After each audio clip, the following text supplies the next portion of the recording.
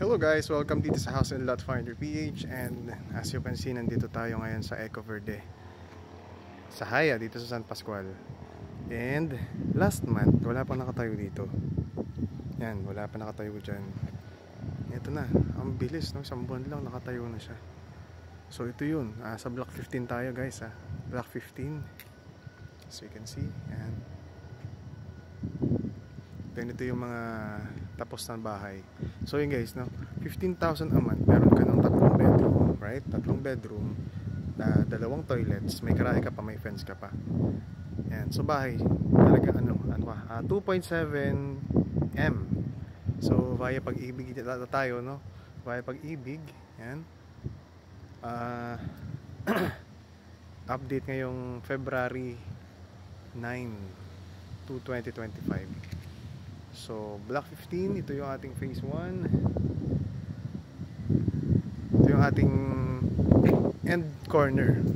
Ba't ko sinabi end corner yan? Kasi end unit, corner siya. Pero meron tayo ditong end unit. Yan, end unit yan. Pero inner end ang tawag. Yan. Yun. Diba? So, may space ka na sa tabihan. Okay? Tingnan natin yung likod. Tara.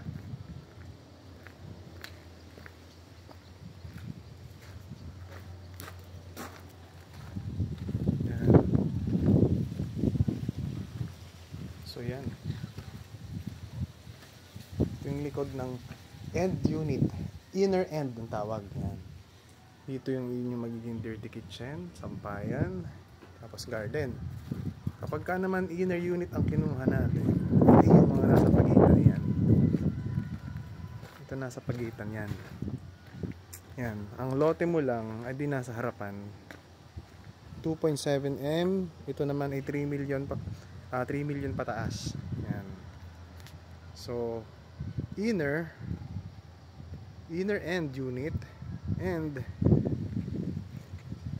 end corner. Yan. Okay ba? Alright. So, yun lang. Update lang natin yan dito sa ating House and Lot Finder PH. My name is Justin Rieta.